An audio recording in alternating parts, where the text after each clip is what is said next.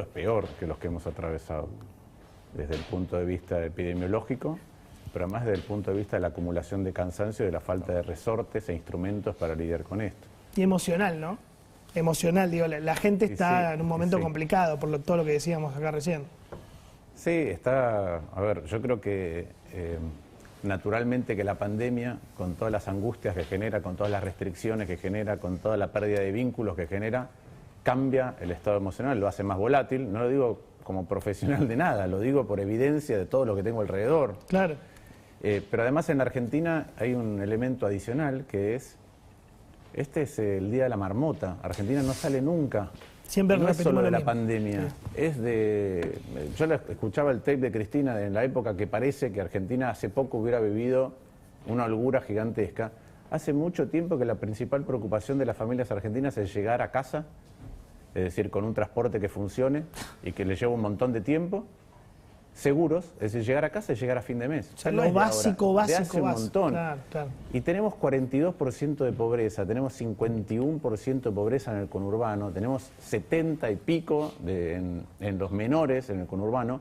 Y yo quiero señalar esto, ¿Argentina tuvo pobreza más alta? Sí, tuvo pobreza más alta. ¿Cuándo? En el año 2002. Llegó a tener 54% de pobreza, con una enorme diferencia, que hay la súbita devaluación, la suba de precios, más la caída del empleo que había tenido lugar, generó un pico, pero ese tsunami económico, social, político, arrastró y se llevó puestos los obstáculos que Argentina tenía para crecer. De golpe tenías tipo de cambio hipercompetitivo, podías volver a emitir, tenías superávit fiscal y después vino la soja. Pero entonces la caída en la pobreza fue muy abrupta. De hecho, la gente se olvida, y el kirchnerismo particularmente, cuando cuenta qué es lo que hizo, que Néstor Kirchner asume en mayo del 2003.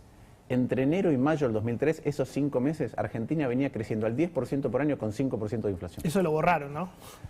Entonces, tomaron eso y sobre eso, más cosas que hicieron bien en el primer mandato. Hubo un tiempo que hicieron cosas bien. Sobre eso se montó, sobre esa ola se montó la economía argentina y pudo reducir la pobreza. Ahora arrancamos con 42%. Con un año que cuando lo miremos punta a punta vamos a haber crecido muy poco si es que crecemos, porque con otra vez los cierres, con cierres o no cierres, el temor que genera la pandemia, con la incertidumbre política, con el tono del debate político, con medidas que se van tomando, es más difícil. Cierres o no cierres, ya la gente gasta menos, la gente se mete en la casa igual, ya cambio el estado de ánimo. Y una cosa adicional, que es poco crecimiento con inflación alta. Yo te quería preguntar justo eso. Pero déjame que te diga una cosa. Sí.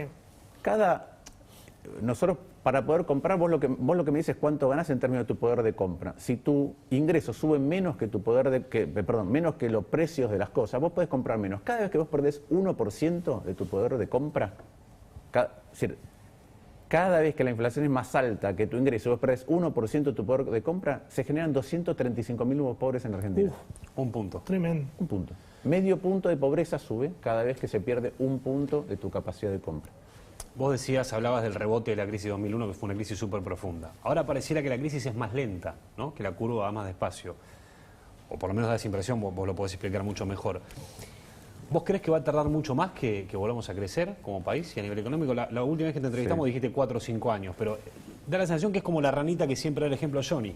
Si vos a la rana la quemás, la rana hervida. Claro. Ahora, si la vas hirviendo de a poco, la rana no se da cuenta y se muere. ¿Sentís que hay algo, no de ranas muertas, digamos, la economía, pero que va a ser muy lento el crecimiento, más en un escenario de pandemia y con la crisis política que hay? Sí, yo lo planteé hace bastante tiempo. Dije que cuando empezó la pandemia, dije que Argentina iba a tardar como mínimo, todo el mandato del presidente Alberto Fernández para recuperar el ingreso por habitante que tenía a fin del 2019. Creo que eso va a ocurrir si tenemos suerte. Va a ser peor. Con suerte volvemos al 2019. Si podemos ordenar las cosas, si podemos tener un foco más claro de qué cosas hace falta para crecer, porque eso es lo otro, los motores de la economía argentina están apagados y no es tan fácil reencenderlos, particularmente cuando ves que, producto del tono del debate, no encontrás un rumbo común y además tenés falta de rigurosidad para analizar las cuestiones y para gastar, porque cada decisión que tomemos ahora con la precariedad del Estado argentino tiene un costo muy alto. Es decir, cerrar las clases tiene un costo, no cerrar las clases tiene un costo, cerrar la actividad económica tiene un costo. Entonces, ¿cuál es la manera de minimizar los costos? Con mucha rigurosidad. Con la mayor rigurosidad de que seas posible con los datos y en la inteligencia y el debate colectivo. Si no lo haces así, siempre vas a pagar costos de más. Y después con cómo gastás. Yo miraba, es un detalle, o mejor dicho, parece un detalle porque es chiquito, pero para mí es muy profundo. Ahora el presidente sacó un decreto hace unos días dándole estructura a la Casa Patria Grande Néstor Kirchner. Sí. Vos decís, la crearon en el 2011. ¿Para qué? Es para la integración cultural, Sarasa. Sí. latinoamericana y es un ámbito de juventud. Ahora es el momento de hacer eso. Ellos te van a contestar, no, pero no es nueva plata, vamos a reasignar otro. Sí, la tendría que estar reasignando a otro lugar, al sistema de salud, a los médicos, a otro lugar. Y de eso hay de todo. Pero Martín, por todos lados. vos hablas del tono del debate. El tono del debate tiene mucho que ver con la desconexión con la realidad. Cuando Baradel dice que Patricia Bullrich es Videla, o cuando Cafiero dice que Larreta es un manejado por Macri, o cuando el presidente le dice imbéciles a lo de la oposición, hay un tono que está desconectado de la realidad de la gente. Absolutamente. Y a veces ocurre de nuestro lado también. También. Y eso hay que evitarlo porque, primero porque lo cortés no quita lo valiente. Es decir, uno puede ser firme, no tiene por qué andar diciendo barbaridades, porque las barbaridades primero generan una reacción emocional en el otro, pero además porque es una manera de desviar el foco del debate.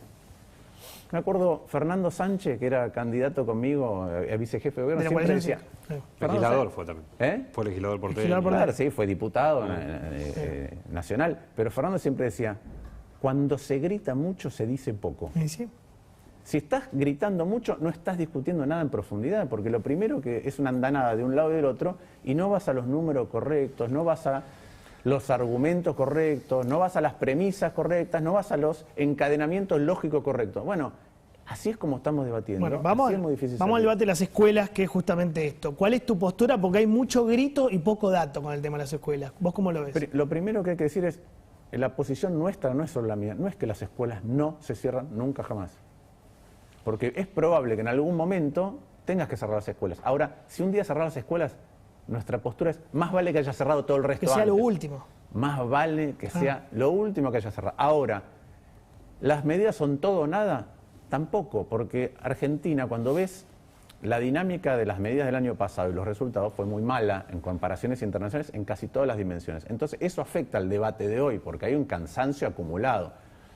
Ahora, vamos a los números. Los números muestran, y lo dice Carla Bisotti, lo dice Trota, lo dicen todos. Los La números escuela no es muestran un- no es el que la problema. escuela no es un ámbito de mayor contagio que otro lugar, sino menos. Sí dice el transporte público, etc. Sí, pero cuando vas al digo, vamos a los números. Horacio se ha cansado de repetirlo. Sí, En sí. la ciudad de Buenos Aires, 0,89 de casos detectados adentro de los establecimientos educativos. No quiere decir que se han contagiado dentro de los establecimientos educativos y 0,012 una vez que se detecta. Estrechos. ¿Cuántas personas son 0,012 de las 755.000? Son 90.